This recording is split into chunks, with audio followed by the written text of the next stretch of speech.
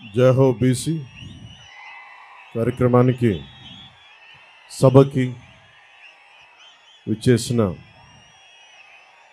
BC సోదరులందరికీ, వేదిక పైన ఉన్న జనసేన నాయకులకి, తెలుగుదేశం నాయకులకి, తెలుగుదేశం పార్టీ జాతీయ అధ్యక్షులు శ్రీ నారా చంద్రబాబు నాయుడు గారికి, యువగళం నేత శ్రీ లోకేష్ గారికి, తెలుగుదేశం పార్టీ అధ్యక్షులు అచ్చెన్నాయుడు గారికి, వేదిక పైన ఉన్న మహిళా నాయకురాళ్ళందరికీ, తెలుగుదేశం మహిళా నాయకురాళ్ళకి, జనసేన మహిళా నాయకులు ప్రతి ఒక్కరికి పేరు పేరున హృదయపూర్వక నమస్కారం. వైఎస్ జగన్ అధికారంలోకి రాగానే, అధికారంలోకి వచ్చిన మొదటి 3 నెలల్లో పొట్ట కొట్టింది బీసీలు పొట్టే కొట్టాడు. 30 లక్షల పైచిలకు భవన నిర్మాణ కార్మికులు పొట్ట కొట్టాడు ఈ 10 మనిషి. వచ్చి రాగానే ఏలూరులో 2019 ఎన్నిక ఆ రోజున వైసీపీ అండగా ఉంటామని చెప్పి బీసీలు డిక్లరేషన్ ఇచ్చి దాంట్లో ఏ ఒక్కటి కూడా నిలబెట్టుకోకుండా అందరూ నమ్మి, ట్రెడిషనల్ టీడీపీ పార్టీని నమ్మి చాలామంది వైసీపీకి వెళ్ళడం వల్ల వచ్చి రాగానే ఎవరైతే వెన్నంటే ఉన్నారో వారినే దెబ్బ కొట్టాడు. ఊహించుకుని 30 మంది పైచిలకు భవన నిర్మాణ కార్మికులు ఆత్మహత్యలు చేసుకున్నారు. అందరికీ చెందాల్సిన ఇసుక, ఒడ్డెరు కులాలు వీళ్ళందరికీ చెందాల్సినవి కాంట్రాక్టులు కానీ, ఇసుక రీచులు కానీ, క్వారీలు కానీ ఇవన్నీ ఒక కంపెనీ కట్టబెట్టేశారు. మన వైఎస్ జగన్ చేసిన దాంట్లో ముఖ్యంగా వైసీపీ ప్రతిపక్ష నేతగా ఉన్నప్పుడు బీసీల గర్జన పేరు మీద ఏలూరులో ప్రత్యేకమైన సభ నిర్వహించి చాలా హామీలు ఇచ్చారు.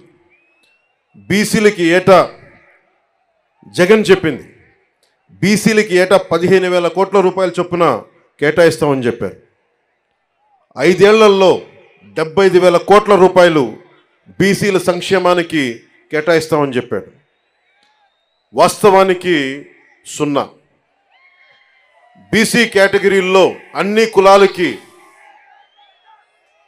153 కులాలను గుర్తించమని బీసీ సంఘాలందరూ కోరుకుంటూ ఉంటారు. దాన్నే కుదించి 139 కార్పొరేషన్లు పెడతామని చెప్పి దానిని 53 కార్పొరేషన్లు కుదించి 56 కార్పొరేషన్లు కుదించి వాటికి కుర్చీలు కూడా లేని పరిస్థితి. బడ్జెట్ 0. వైఎస్ఆర్ చేయూత పథకం కింద 45 ఏళ్ళు నిండిన ప్రతి మహిళకి 75,000 అందిస్తామని చెప్పారు.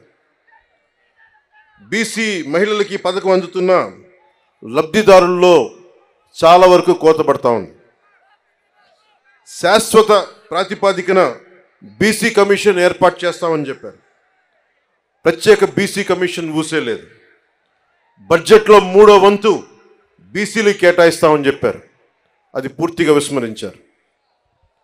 ఇందాక బీసీ డిక్లరేషన్ చూస్తున్నప్పుడు బీసీ ప్రత్యేక రక్షణ చట్టం చూడగానే నాకు ఒకటే గుర్తొచ్చింది. వైసీపీ పాలన వచ్చినప్పటి నుంచి దాదాపు 23 నుంచి 26 వేల మంది బీసీల పైన కేసులు పెట్టారు. 300 మంది బీసీలని చంపేశారు. ఇక అచ్చెన్నాయుడు గారు లాంటి బీసీ నాయకుల మీద ఎలాంటి దాడులు జరిగినాయో, ఇక ఎస్సీల మీద ఎలాంటి దాడులు జరిగినాయి మీ అందరికీ తెలుసు. ముఖ్యంగా ఈరోజు బీసీ సభలో కాబట్టి ప్రత్యేకంగా బీసీ నేను సంఘటనలు చెప్తా ఉన్నాను. ఇందాక సోదరులు లోకేష్ గారు చెప్తున్నట్టుగా గుంటూరు జిల్లాలో జరిగిన సంఘటన, పాపం అమర్నాథ్ గౌడ్ అక్కని ఏడిపిస్తూ ఉంటే అడ్డుకున్నందుకు వైసీపీ నాయకులు చెరుకు తోటలోకి తీసుకెళ్ళి పెట్రోల్ అంటించి చంపేశారు. చాలా హృదయం కలిచివేస్తుంది. పట్టించుకునే వాళ్ళు లేరు, మాట్లాడేవాళ్ళు లేరు. వైసీపీలో ఉన్న బీసీ నాయకులు కూడా మీరు కూడా ఒకసారి పునరాలోచించుకోవాలి. గుడ్డిగా కనుక వైసీపీ నాయకులు వెనకేసుకొస్తే కులానికి కూడా ద్రోహం చేసిన వాళ్ళు అవుతారు. ఒకసారి ఆలోచించుకోండి. అలాగే 23 నుంచి 26 వేల మంది బీసీ యువత, బీసీ ప్రజల్ని కేసులు పెట్టారు. ఇదివరకు ఎస్సీ పరిరక్షణ చట్టం ఎలా ఉంది, ఎస్సీ ఎస్టీ అట్రాసిటీ యాక్ట్ ఎలా ఉందో, ఈ రోజున వైసీపీ పాలనలో బీసీలకు కూడా ప్రత్యేక రక్షణ చట్టం అవసరమైంది. అది చెప్పగానే మొట్టమొదట బీసీ రక్షణకి చాలా అవసరం అని చెప్పి మనస్ఫూర్తిగా నా మద్దతు తెలిపాను వీటన్నిటికీ. ఈ రోజున జనసేన సంబంధించినంత వరకు బీసీలకి సంబంధించి నేను రామ్ మనోహర్ లోహియా గారి సిద్ధాంతాలకి ఆకర్షితునైన వాడిని. బీసీలకి సాధికారత ఉండాలి, ఇవన్నీ ఆలోచించేవాడిని. బీసీలకి మిగతా కులాలకి ఐక్యత ఉండాలి. కేవలం సంఖ్యాబలం ఉన్న బీసీ కులాలే కాదు, అల్పసంఖ్యాక బలం ఉన్న బీసీ కులాలకు కూడా ఎక్కువ అభివృద్ధి రావాలి. బీసీ కులాలన్నిటికీ ఎంతసేపు యాచించే స్థాయి నుంచి శాసించే స్థాయిలో బీసీ కులాలు ఉండాలి మనస్ఫూర్తిగా ఆకాంక్షించేవాడిని, కోరుకునేవాడిని. బీసీ కులాలు భారతదేశపు సంస్కృతికి సాంప్రదాయాలకి వెన్నెముక. బీసీ కులాలు లేని సమాజం, బీసీ కులాలు లేని భారతదేశం మనం ఊహించుకోలేం. భారతదేశం సంస్కృతి సాంప్రదాయాలని కాపాడుతుంది మెజారిటీ బీసీ కులాలే కాపాడుతూ ఉన్నాయి. అలాంటి బీసీ కులాలు చేతి వృత్తుల్ని కానీ, ముఖ్యంగా దేవాలయాల్లో మనకి ఆచార వ్యవహారాల్లో బీసీ కులాల తాలూకు వృత్తి నైపుణ్యాన్ని, చేతి కళల్ని ముఖ్యంగా దేవాలయాలు కార్యక్రమాలకు అనుసంధానం చేయాలి. తద్వారా వాళ్ళకి చాలా బలమైన ఆర్థిక పరిపుష్టి కలిగించే అవకాశం ఉందని నాకు చాలామంది బీసీ మేధావులు చెప్పారు. దానిని ఒకసారి నారా చంద్రబాబు నాయుడు గారి దృష్టి కూడా తీసుకెళ్ళి దాన్ని ఇంప్లిమెంట్ చేసేలాగా ఖచ్చితంగా దాన్ని ముందుకు తీసుకెళ్తాం. ముఖ్యంగా వడ్డెర కులస్తులు బ్లాస్టింగ్లు జరుగుతూ ఉంటాయి. కొడుతున్నప్పుడు డ్యాముల నిర్మాణం కానీ, రైల్వే లైన్ల నిర్మాణం కానీ ఇవన్నీ వడ్డెర కులస్తుల ద్వారా జరిగాయి బ్రిటిష్ హయాంలో. అలాంటి వడ్డెర కులస్తులు ఈ రోజున పాపం బ్లాస్టింగ్లో దెబ్బలు తింటా ఏ క్వారీలు కొడతారో ఆ క్వారీలకు వాళ్ళకి హక్కు లేకుండా పోయింది. జనసేన తెలుగుదేశం ప్రభుత్వం ఉమ్మడి ప్రభుత్వంలో వడ్డెర్లకి బలమైన ఆర్థిక పరిపుష్టి వచ్చేలా వాళ్ళకి ఖచ్చితంగా వారికి దాంట్లో సింహభాగం ఉండేలా చూడాలని మనస్ఫూర్తిగా కోరుకుంటా ఉన్నాం. అలాగే వడ్డెర్లు కాంట్రాక్ట్ వ్యవస్థల్లో నలిగిపోతూ ఉన్నారు. వడ్డెర్లు మనకి ముఖ్యంగా ఈ క్వారీ మైనింగ్లో చనిపోతే కాంట్రాక్టులు మట్టి ఖర్చులు తప్ప ఇంక దేనికి అండగా నిలబడే పరిస్థితులు లేదు. నేనే స్వయాన కర్నూలులో ఈ పరిస్థితిని చూశాను. అలాగే యువతరం బీసీ యువతలో కుల వృత్తుల మీద ఆధారపడలేని పరిస్థితి ఉంది. ప్రత్యామ్నాయ అవకాశాలు కావాలి. వీటి అన్నిటి మీద చాలా సమూలంగా ఆలోచించాల్సిన అవసరం ఉంది.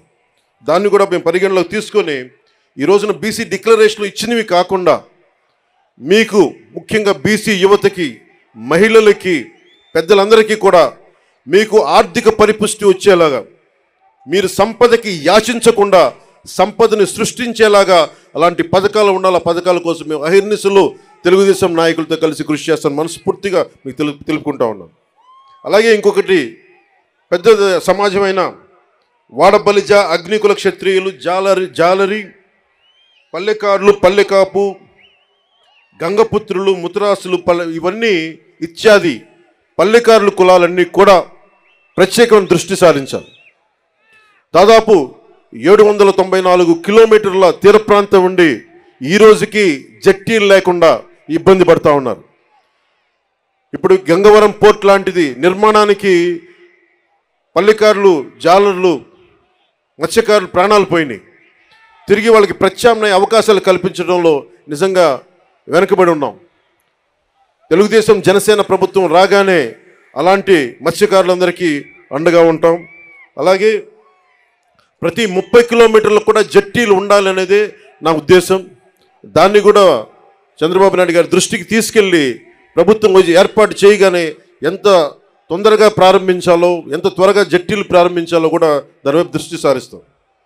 ముఖ్యంగా మత్స్యకారుల పిల్లల్లో బాల కార్మికులు ఎక్కువైపోయారు, స్కూళ్ళు సరిగ్గా లేక.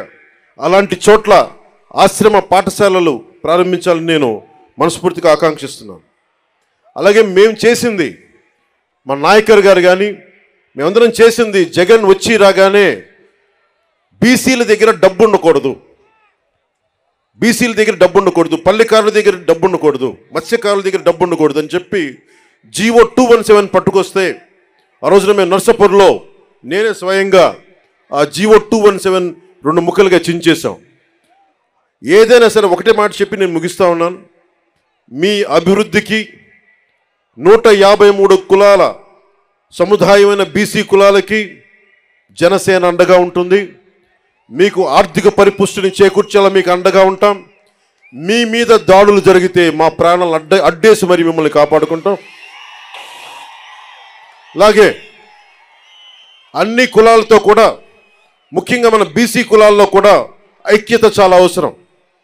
ఈ రోజున మనల్ని మనం ముందుకు తీసుకెళ్లాల్సిన పరిస్థితి ఉండి 153 కులాలంటే దాదాపు 53% పై శాతం జనాభా, 5 కోట్ల జనాభాలో అత్యధిక శాతం బీసీలే. అత్యధిక శాతం ఉండి ఈ రోజున మన ప్రాణరక్షణకి చట్టాలు కల్పించుకునే పరిస్థితిలో ఉన్నామంటే జగన్ గారి నుంచి, అది జగన్ గొప్పతనం కాదు, మన అనైక్యత, మన బీసీ కులాల్లో ఉన్న అనైక్యత. మన ఐక్యతగా ఉంటే ఏ జగన్ కాదు, ఏ భూతం కూడా మనల్ని ఏమీ చేయలేదు. నేను అందుకనే ఇదే మంగళగిరిలో వైసీపీ వ్యతిరేక ఓటు చీలకూడదు అన్న మాట అన్నానంటే మన బీసీలు బాగుండటానికి కూడా దాని వెనుక మూల కారణం. మీ భవిష్యత్తు బాగుండాలి, అందరూ ఆనందంగా ఉండాలి. భవిష్యత్తులో మీకు జనసేన ఈ కూటమి తరపు నుంచి ఎప్పుడు మీకు అందుబాటులో ఉంటాం. ఎందుకంటే టీడీపీకి ఉన్న మంచి పేరే రామ్ మనోహర్ లోహియా గారి ఆలోచన ధోరణితోటి బీసీలకి అత్యధికంగా పీటు వేసిన పార్టీ. దాన్ని ఎవరు కాదనరు, విస్మరించలేరు. మనస్ఫూర్తిగా వెనకబడ్డ కులాలకి అండగా నిలబడినందుకు రామారావు గారిని ఒక్కసారి స్మరించుకుంటూ, మనస్ఫూర్తిగా మహానుభావుడు, నిజంగా అధికారం రాని కులాలకి అధికారాన్ని కల్పించిన వ్యక్తి. రామ్ మనోహర్ లోహియా గారి స్ఫూర్తిని 80sలో ఆయన ముందుకు తీసుకెళ్లారు. అలాగే ఈ రోజున మనందరిపైన ఉన్న ఇదిగా బాధ్యత కూడా ఇంకా చాలా కులాలు ఉండిపోయినాయి దూరంగా. జగన్ వచ్చి రాగానే 34% ఉన్న స్థానిక ఎన్నికల్లోన 34% బీసీలకు రిజర్వేషన్ ఉంటే దాన్ని 24%కి తగ్గించారు. 24%కి తగ్గిస్తే 16,800 మంది బీసీలు స్థానిక నాయకత్వాన్ని కోల్పోయారు. తిరిగి జనసేన తెలుగుదేశం ప్రభుత్వం రాగానే ఇదివరకట్లాగే 34% పునరుద్ధరించాలి. అలాగే బాగా నచ్చింది నాకు ఈ దీంట్లో, తిరిగి కేంద్ర ప్రభుత్వానికి 33% చట్టసభలో రిజర్వేషన్ కల్పిస్తామని చెప్పింది కూడా నాకు మనస్ఫూర్తిగా దానికి ఆనందం అనిపించింది. సో దీనికి ఈ బీసీ డిక్లరేషన్కి మనస్ఫూర్తిగా జనసేన మద్దతు ఉంది. నేను అహిర్నిశలు మీ అభివృద్ధి కోసం కృషి చేస్తానని తెలుసుకుంటూ, తెలుగుదేశం వర్ధిల్లాలి, జనసేన వర్ధిల్లాలి మనస్ఫూర్తిగా కోరుకుంటూ, బీసీలు సాధికారత, రాజ్యాధికారం సాధించాలని మనస్ఫూర్తిగా ఆకాంక్షిస్తూ సెలవు తీసుకున్నాను. జై హింద్.